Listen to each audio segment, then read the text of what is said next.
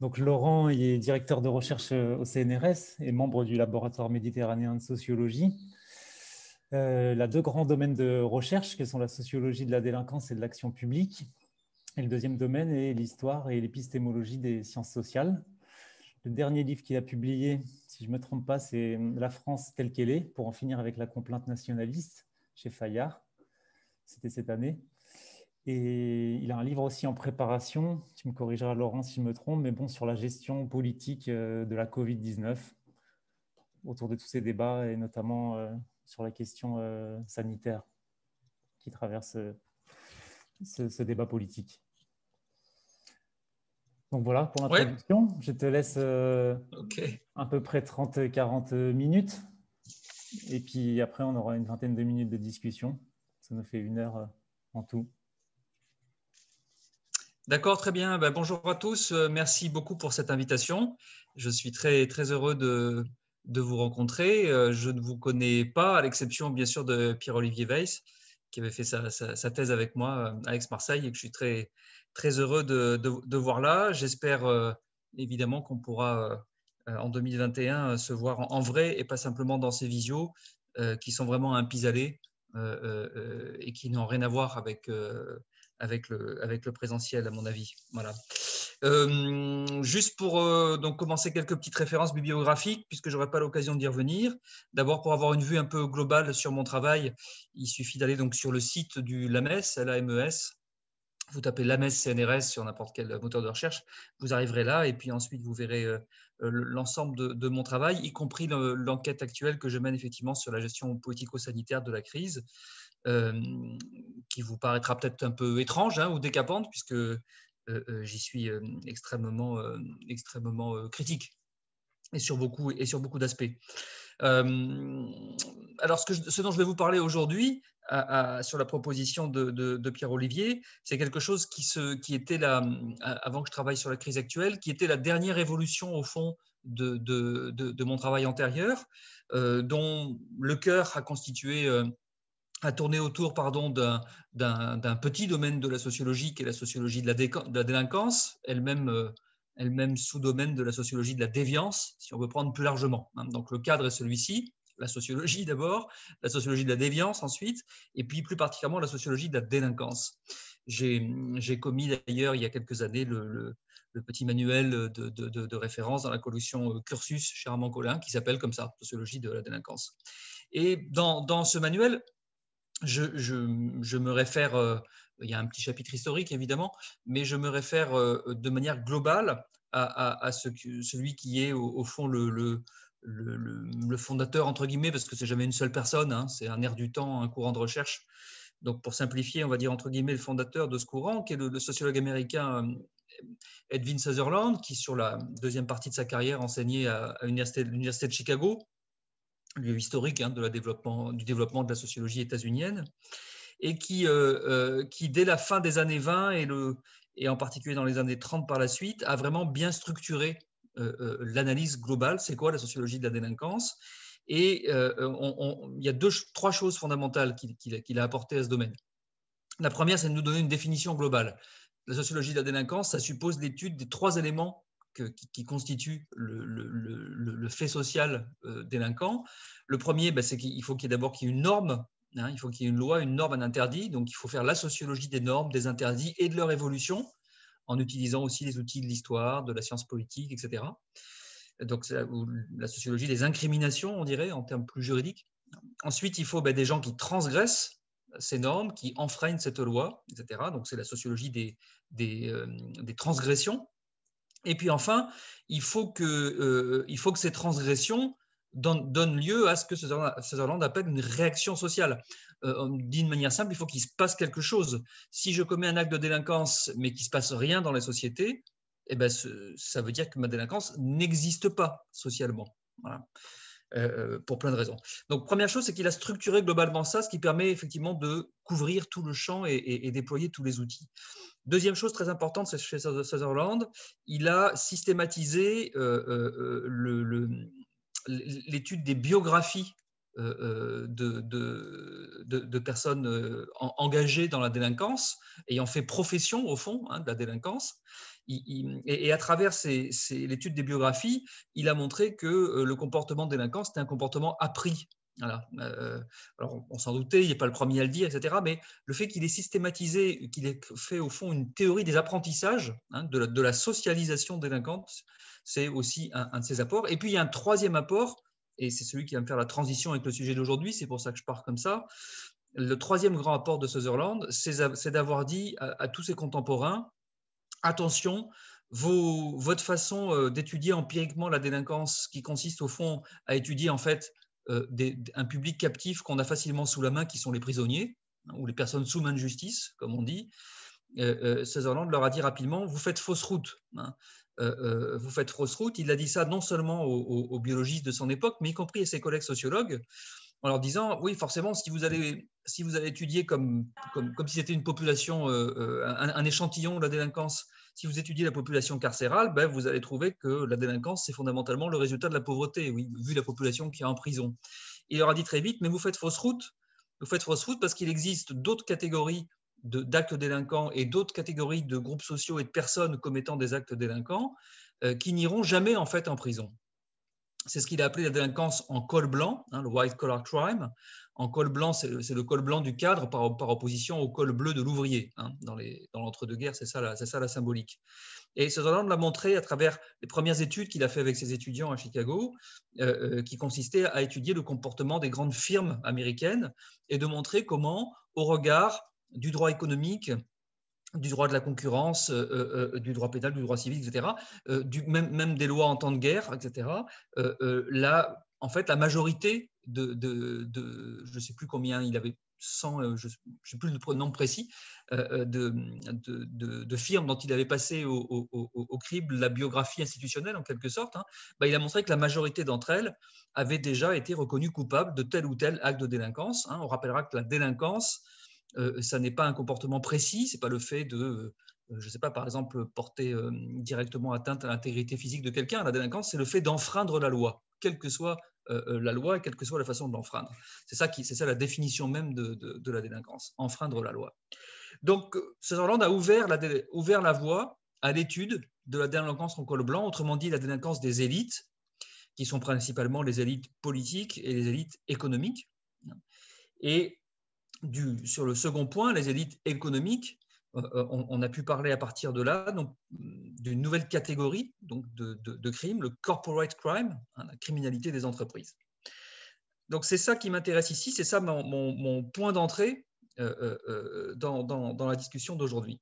Ensuite, ce fait de comportement délinquant des entreprises se manifeste en réalité la totalité du champ économique, en particulier dans tous les types d'industries. On le rencontre partout. Je le rencontre actuellement dans l'analyse de la gestion politico-sanitaire de la crise, avec la question des laboratoires, des industriels de la pharmacie, qui jouent un rôle en réalité majeur dans toute cette crise. Donc, ces phénomènes délinquants sont partout.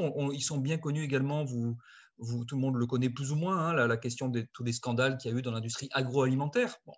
Donc, je vais aujourd'hui prendre un autre cas qui sont les actes délinquants au regard du droit de l'environnement et par ailleurs de la santé publique qu'on rencontre dans certains secteurs bien précis de production industrielle. Alors, j'en ai travaillé deux.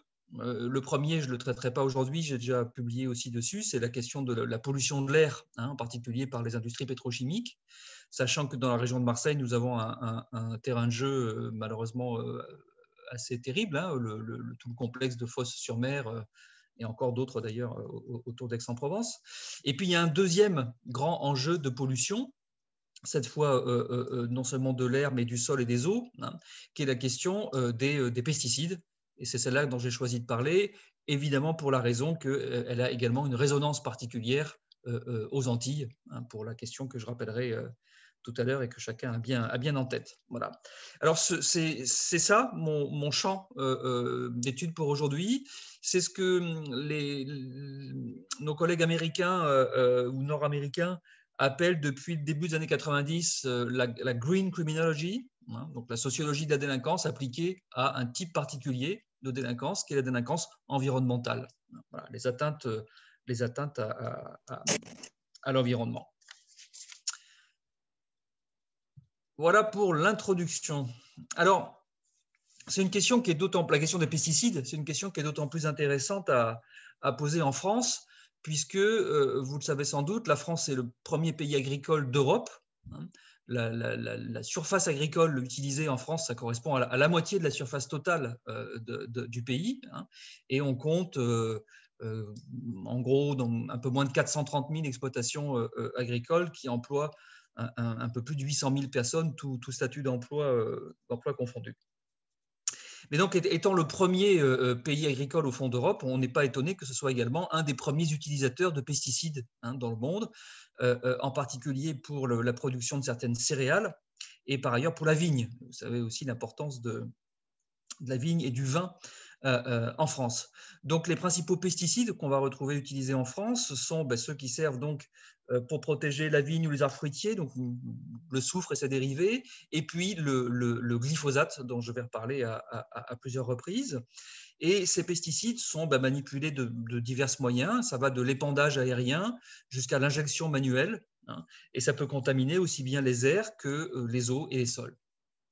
Alors, la prise en compte ou la prise de conscience ou la reconnaissance, en tout cas officielle, des dangers environnementaux et sanitaires de l'utilisation massive des pesticides a émergé tardivement, mais on peut prendre par exemple un point de repère significatif à la fin des années 1990, lorsque un ministère chargé de l'écologie, proprement dit, crée un programme de recherche sur l'évaluation et la réduction des risques liés à l'utilisation des pesticides, qui indique bien que voilà, une forme de reconnaissance publique, et à partir de là, un certain nombre de recherches qui se sont accumulées. Alors un petit mot rapide sur le résultat de ces recherches qui se sont donc accumulées, du point de vue de la santé publique, d'abord dans la généralité, dans le constat de l'ampleur de la pollution, et ensuite dans quelques indicateurs, en partir de quelques études qu'on a en santé publique, en épidémiologie, qui donnent des informations tout de même à mon sens, très importantes.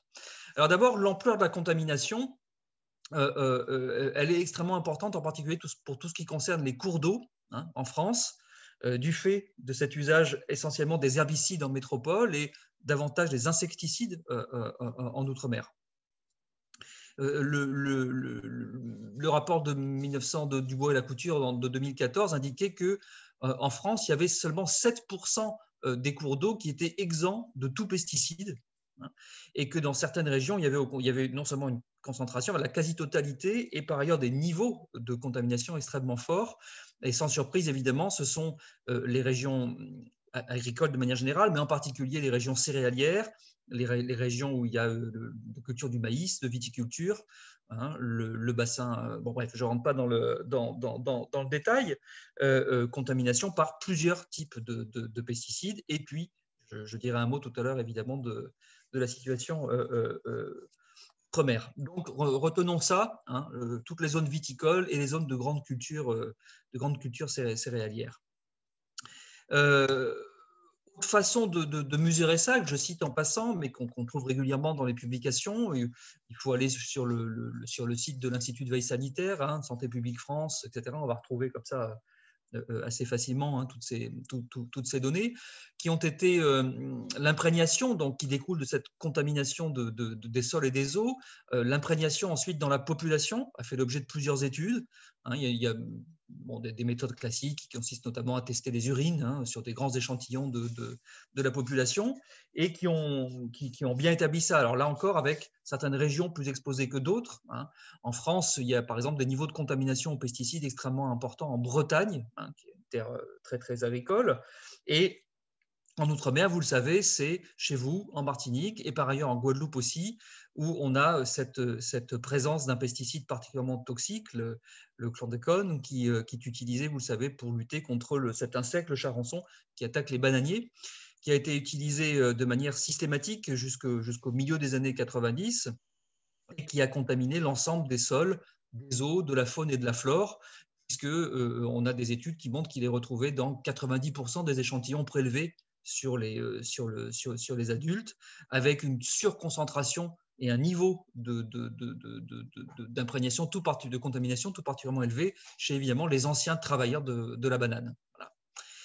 Et pourtant, donc milieu des années 90, pour s'en rendre compte et tenter de stopper ce phénomène.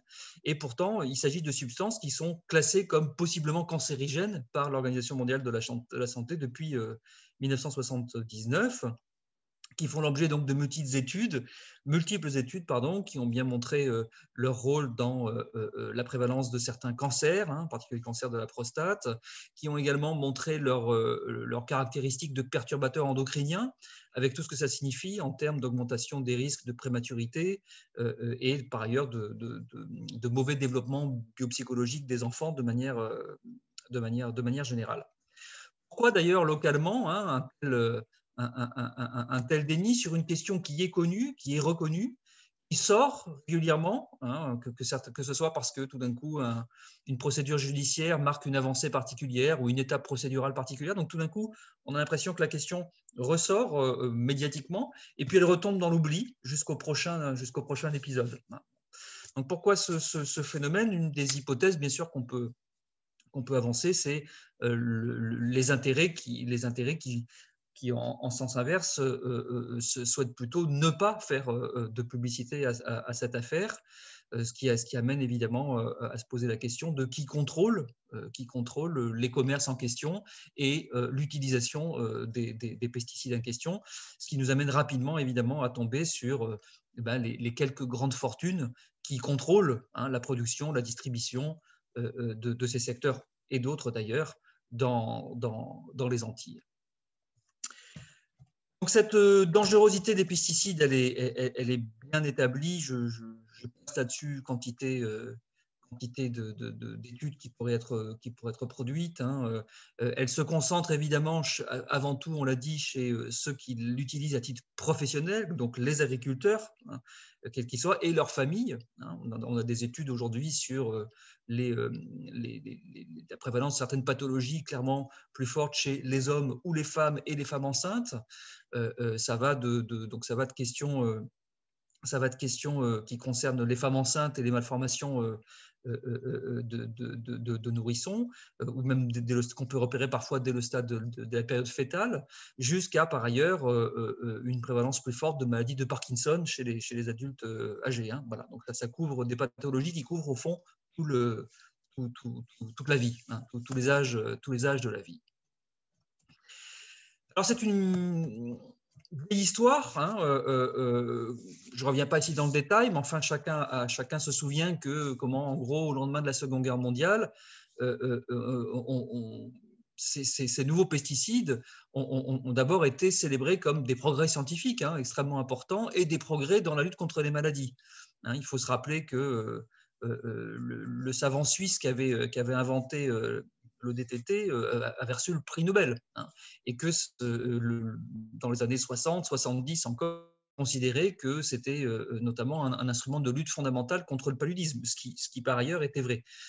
Voilà. Mais au fond, il y a eu petit à petit, à partir des années 90, au fond, un changement, une bascule, au fond, comme si le rapport coût-avantage, tout d'un coup, devenait beaucoup moins favorable qu'on le croyait, puisqu'on s'est mis donc à découvrir l'ensemble des effets en réalité extrêmement nocifs liés à l'usage intensif de ces pesticides.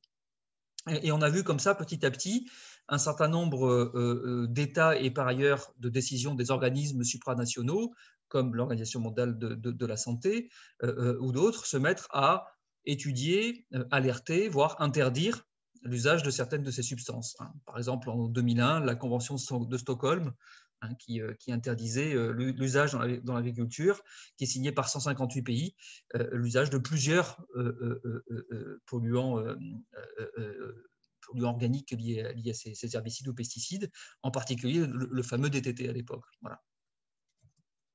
Alors, la question qui se pose aujourd'hui, c'est pourquoi ces problèmes sont bien connus, bien documentés, et pourtant, pourquoi ils persistent. Voilà. Pourquoi ils persistent? Pourquoi il y a systématiquement un décalage temporel très important entre le moment où Du point de vue de l'expertise scientifique, la dangerosité d'un produit est connue, le moment où les organismes nationaux ou supranationaux se mobilisent, éventuellement même le moment même où des actes réglementaires ou législatifs sont pris, et puis par ailleurs la persistance de pratiques. Il y a un décalage temporaire systématique qui pose question, de même qu'on voit aussi comment des stratégies consistant par exemple à arrêter officiellement l'usage d'un produit pour mieux repartir sur son petit frère, j'y reviendrai tout à l'heure, sont des choses qu'on rencontre couramment. Alors c'est là qu'arrive, après le contexte que je viens au fond de planter, c'est là qu'arrive plus précisément la question de l'analyse des pratiques délinquantes des industriels qui sont à la manœuvre derrière, dont le but est de continuer, évidemment, à vendre des produits industriels qui sont par ailleurs donc d'usage absolument massif, on l'a dit au début, et qui ont une rentabilité assurée en réalité pour de très longues années, hein, et qui espèrent bien profiter de l'aubaine au plus possible. Voilà. Alors, dans chacun des domaines qu'on peut étudier, on rencontre ce type de délinquance d'entreprise qui parfois passent simplement pour des pratiques de tricherie, j'y reviendrai, qui font en réalité comprendre non pas simplement évidemment comme des séries de tricheries en tout genre, mais qu'il faut comprendre également comme des stratégies de lobbying, de trafic d'influence, voire de corruption, qui s'adressent en réalité à l'ensemble de leurs interlocuteurs, j'y arrive. Il est déjà 19h30 en métropole, il faut que vous teniez compte de ça pour être indulgent avec moi. Donc, c'est le point le plus important. C'est d'ailleurs celui que j'analyse aussi beaucoup dans la crise sanitaire actuelle, hein, parce que c'est toujours la même histoire. Il n'y a pas 40 solutions. Quand il s'agit de vendre un produit, il y a évidemment toute une façon de tricher sur les étiquettes, les prix, machin, tout ce qu'on veut, la composition, etc. Mais l'autre grand et la plus importante partie, en fait, hein, des pratiques délinquantes pour assurer la persistance de son activité industrielle consiste à en réalité tenter de déjouer ou corrompre tous les acteurs qui assurent un contrôle de ces pratiques. Ça se voit dans absolument tous les domaines. Pour prendre un autre exemple ici, vous chacun a en tête, je suppose, la façon dont, ce qu'on a appelé il y a 3 ans maintenant, ce qu'on a appelé en Europe le Dieselgate, hein, donc le scandale du diesel, ou autrement dit, comment est-ce qu'on a découvert que tous les grands constructeurs automobiles trichaient en réalité avec les tests de pollution pour continuer à vendre des voitures à moteur diesel le plus longtemps possible. Hein. Et ils trichaient en truquant les tests, mais aussi, on l'a vu dans plusieurs cas, en France et en Allemagne notamment, mais aussi en pratiquant la corruption auprès des acteurs de contrôle. Voilà. Donc ça, c'est quelque chose qui est absolument constant et qu'on a vu bien illustré encore dans le cas des pesticides qui nous intéressent. Donc, je vais dire un petit mot rapide ici sur ce dont chacun a au moins entendu parler, hein, qui est l'affaire Monsanto. Alors, de quoi il s'agit ? Il s'agit du cas qui est le plus emblématique dans ce domaine, parce que c'est le grand groupe industriel américain à l'origine. On va voir qu'il a évolué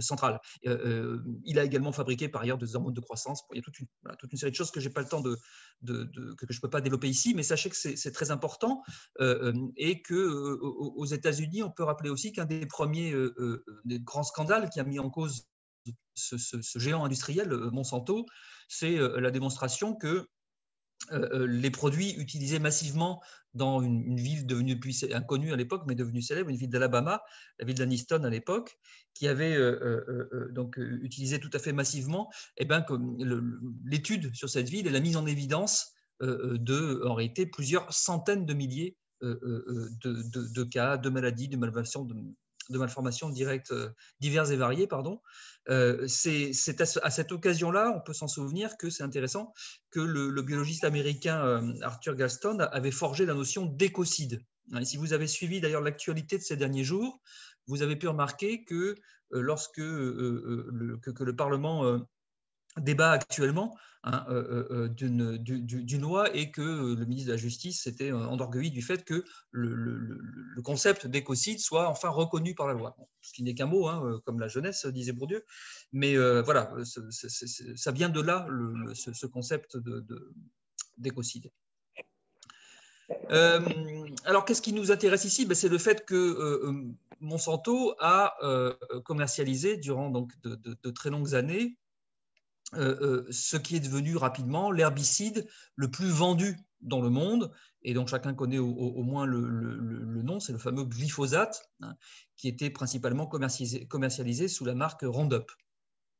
Alors, vous le savez, il y a eu depuis maintenant 2012, date de la première condamnation, il y a eu toute une série et il y a encore toute une série de procès qui sont en cours en France et dans le monde contre Monsanto, à partir généralement de la reconnaissance des effets cancérigènes et de personnes qui attaquent à titre personnel pour cause de leur cancer.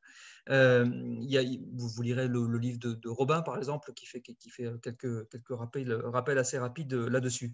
Mais ce qui est très intéressant ici, c'est qu'évidemment, Monsanto n'a eu de cesse depuis des décennies ça, on s'en doutait, de déployer donc tous les efforts de tricherie commerciale, de lobbying, de contestation juridique, d'appel, de contre-appel, etc. Toutes les façons classiques en matière de délinquance des élites qui font que ils arrivent jamais précisément là où les gens peu fortunés arrivent le plus souvent et le plus rapidement, c'est-à-dire la case prison. Mais tout ça a été mis en œuvre à chaque fois de manière, au fond, casuistique. Voilà, dans telle affaire, il y avait eu à telle date, telle personne, tel expert, tel rapport, voilà, telle chose. Ce qui est intéressant, c'est de voir comment la reconnaissance du fait que ce n'est pas telle firme de tel endroit, de telle ville, voire tel service, voire telle personne qui aurait fauté à tel endroit, c'est la défense classique, vous le savez. C'est comme, pour prendre un autre parallèle dans mon domaine de recherche, c'est comme la question des violences policières. La défense classique consiste à dire oui, bien sûr, il y a quelques moutons noirs, mais le troupeau est sain. Ce sont quelques problèmes individuels. Voilà. Et d'ailleurs, on va les licencier au fond et tout rentrera dans l'ordre et vous pouvez dormir tous ensemble tranquillement, braves citoyens. Voilà. La réalité n'est pas celle-là. La réalité, bien sûr, c'est que la multiplication des cas individuels révèle en réalité des problèmes plus structurels et plus collectifs. Bon. Donc là, c'est pareil, et c'est bien souvent, c'est donc qu'est-ce qui permet de mettre la lumière et de révéler ces choses-là. Mais en l'occurrence, c'est l'affaire qui survient également en mars 2017, qu'on a appelé les Monsanto Papers, c'est-à-dire lorsque la justice américaine a déclassifié en fait toute une série de documents et que l'ensemble des journalistes, des chercheurs ont pu commencer à étudier tout ça et à mettre à jour petit à petit, et bien précisément ce que je disais, c'est-à-dire l'ensemble de ces stratégies de lobbying, de trafic d'influence et de corruption qui consistent de manière systématique et globale, en fait, à tenter de désamorcer par avance tout ce qui pourrait venir contrecarrer votre développement industriel, en particulier à désamorcer par avance toutes les attaques potentielles des agences de contrôle et tous les systèmes qui pourraient bloquer votre développement. Alors, néanmoins, le grand procès, vous le savez, ont eu lieu et beaucoup du coup de défenseurs de l'environnement ont crié victoire assez rapidement ces dernières années suite aux multiples condamnations dont Monsanto a fait l'objet. Et pourtant, preuve qu'on est là vraiment face à des phénomènes de très grande ampleur. Et pourtant, il est intéressant de savoir que l'affaire, en réalité, ne cesse de rebondir. Monsanto a été... c'est quasi unique à ma connaissance dans le domaine d'ailleurs, le fait qu'un groupe industriel aussi puissant ait fait l'objet d'autant de condamnations, et c'est pas fini, qui finissent par, dont l'accumulation finissent vraiment par mettre en cause globalement sa légitimité et la crédibilité de sa marque. Enfin, voilà. Donc c'est ce qui a amené Monsanto en réalité à finir par se dire, j'ai qu'une seule façon de m'en sortir finalement, c'est de plus m'appeler Monsanto, quoi. C'est de tuer Monsanto et de passer à autre chose. Donc pour ça, c'est pas très compliqué hein, dans le monde industriel. Il finit au fond de se débrouiller. Il suffit de s'arranger pour organiser une opération de rachat. Hein. C'est ce qu'a fait Monsanto en se faisant volontairement racheter par une firme pharmaceutique et agrochimique allemande, Bayer. Le montant de l'époque, c'était pour la petite information 66 milliards de dollars. Et qu'est-ce qu'on fait à ce moment-là? Évidemment, donc on fait disparaître le nom, de même qu'on ne parle plus jamais évidemment du glyphosate, etc. Mais on va en réalité lancer sur le marché un autre pesticide jusqu'à ce que, à nouveau, les études, mais pendant plusieurs années, on va pouvoir continuer à développer son usual business sur la question. Donc, c'est ce qui s'est passé avec un nouveau fongicide hein, dont je vous passe le nom très compliqué, qu'a lancé donc le nouveau Monsanto Bayer dès la fin de l'année 2016. Et j'attire votre attention sur une tribune qu'un collectif de chercheurs, de médecins, de toxicologues du CNRS, de l'INSERM, de l'université et de l'INRA avait publié dans le journal Libération le 15 avril 2018 pour alerter sur les dangers de ce nouveau pesticide sur lequel on avait encore très peu d'études. Et l'article montrait qu'il était désormais à la fois du fait du vide juridique hein, et puis du fait que beaucoup de gens avaient peut-être baissé leur garde en pensant que Monsanto c'était fini. Du coup, ce nouveau pesticide, ils avaient montré qu'il était utilisé en réalité dans 70% des surfaces de blé tendre et 80% des surfaces d'orge d'hiver, et puis dans d'autres cultures encore. De même qu'il est utilisé, d'ailleurs, pour la petite histoire également, dans l'entretien des pelouses, des terrains de golf, c'est-à-dire en fait dans quantité, pas uniquement dans l'agriculture.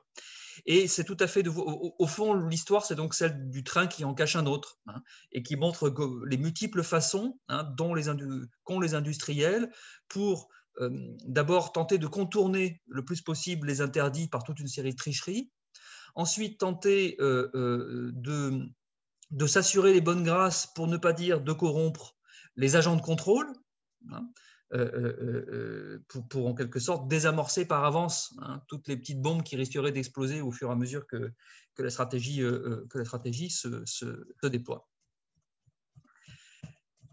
Alors, et au final, pardon, oui, j'allais oublier ça avant de conclure, cette stratégie des industriels fonctionne en réalité très bien, hein, il faut le constater. Je ne donnerai ici qu'un seul exemple, mais pour mémoire, le 7 janvier dernier, donc 2020, hein, c'est tout récent, le ministère de l'Agriculture a publié, comme chaque année, ses indicateurs statistiques et chacun s'attendait à ce que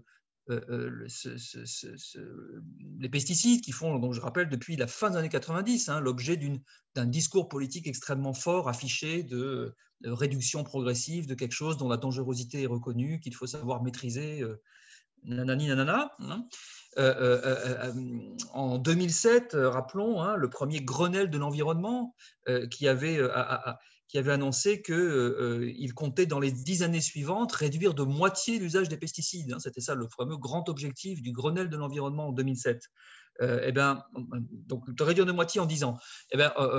13 ans plus tard, on s'aperçoit en réalité dans les derniers chiffres donc, du ministère de l'Agriculture, publiés en janvier 2020, que le recours aux pesticides non seulement n'avait pas diminué de moitié, mais en réalité, il a même cru.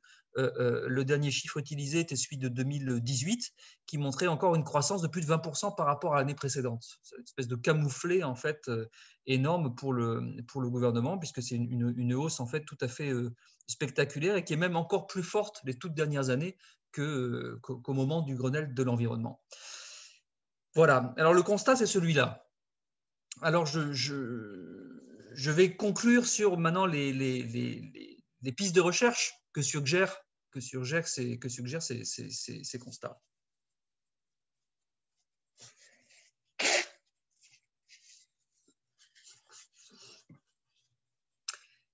Alors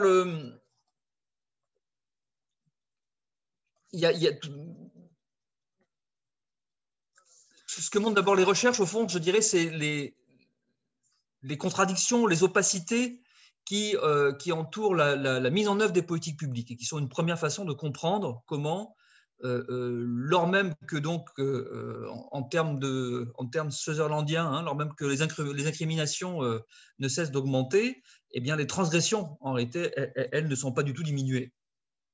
Alors, une première façon, c'est de comprendre donc la mise en œuvre entre les deux, au fond. Hein. Le droit, c'est une chose, sa mise en œuvre peut être une autre. Bon. Donc, quelle est la mise en œuvre réelle des politiques publiques et du nouveau droit de l'environnement, hein. C'est Pierre Lascoum, un des pionniers en France, hein, de l'étude de la délinquance en col blanc, qui disait, je le cite, « La gestion de beaucoup de dossiers montre le gouffre qui sépare les principes d'ouverture avec avec la réalité de beaucoup de pratiques administratives et politiques qui demeurent tout à fait discrétionnaires. » Il faut voir qu'on commence à peine en fait à étudier le rôle des agents administratifs, des organes de contrôle, dans notamment la gestion des alertes sanitaires. Plus largement, il reste beaucoup de choses à faire pour, je pense, clarifier les enjeux et les conflits autour d'ailleurs de la notion même d'expertise dans le champ sanitaire et environnemental. On peut noter aussi que la recherche est également balbutiante sur le rôle des élus à toutes les différentes échelles de la gouvernance, hein, depuis les élus locaux. Hein. On a quelques premières études qui montrent que ces élus locaux, ils peuvent avoir des attitudes totalement différentes, voire totalement opposées, qui peuvent, dans certains cas, consister plutôt à protéger les pollueurs au nom de la sauvegarde de l'emploi local, dans certains cas, au contraire, plutôt à faire alliance avec les autorités de contrôle. C'est aussi un champ d'études tout à fait important. Très important aussi, et sur lequel on a encore peu de travaux, la question des organisations syndicales et professionnelles, donc les syndicats ouvriers agricoles traditionnels, qui sont pour l'instant quand même très peu mobilisés sur ces questions-là, lors même que les premières victimes en termes sanitaires de l'usage massif des pesticides sont les agriculteurs eux-mêmes, encore une fois, qui les manipulent. On n'a également pas beaucoup d'études encore sur, évidemment, ce qui a toujours été une question très importante quand on étudie la délinquance en col blanc, compte tenu du caractère caché de ces pratiques et caché par les strates supérieures de la société, qui ont donc les moyens de cacher beaucoup mieux les choses. La question, donc, pour briser le silence, la question des lanceurs d'alerte est également une question tout à fait importante, hein, qui ne cesse d'ailleurs de faire l'objet d'évolution législative. On sait aussi que beaucoup de ces lancements d'alerte sont liés à des mobilisations citoyennes locales, hein, et que beaucoup d'affaires, y compris de plaintes en justice, sont parties de là, de petites mobilisations citoyennes locales, le plus souvent sans le concours de l'État ou des élus locaux, ou alors cela arrivant après. Donc, c'est aussi un champ d'études très important dans ce domaine-là. Et puis, de manière générale, il reste à investiguer très en détail, et c'est pour ça que les Monsanto Papers ont beaucoup aidé, hein, dès qu'on peut voir sortir les documents et qu'on a même accès à des correspondances, des mails, etc.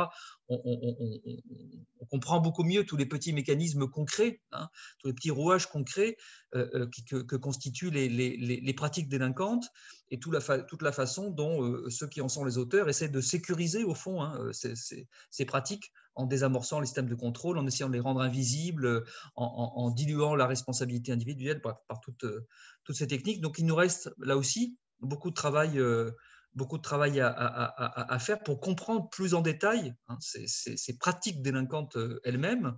Et puis, évidemment, il se pose aussi la question d'étudier la nature, l'effectivité et l'efficacité du travail des agents de contrôle, hein.